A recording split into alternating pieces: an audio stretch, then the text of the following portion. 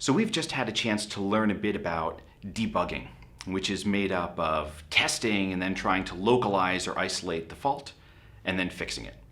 I actually had a chance to work at a lovely company in Santa Barbara, Green Hill Software, where my job was to do just that for just the sort of interpreter that you're writing. Every day I'd come in and there'd be a stack of input programs on my desk, and our interpreter or our compiler was currently computing the wrong answers for them.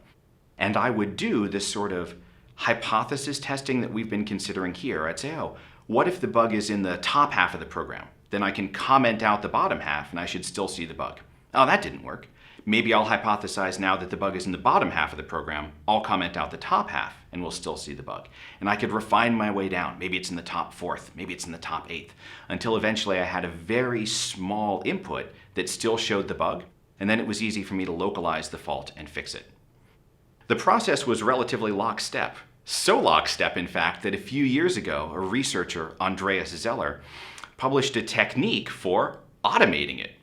His approach, called delta debugging, makes it systematic, does this systematic hypothesis testing by dividing a program input in half and half again until it finds the smallest input that still reproduces the bug. In fact, looking back on it now, the job that I had is almost completely automated.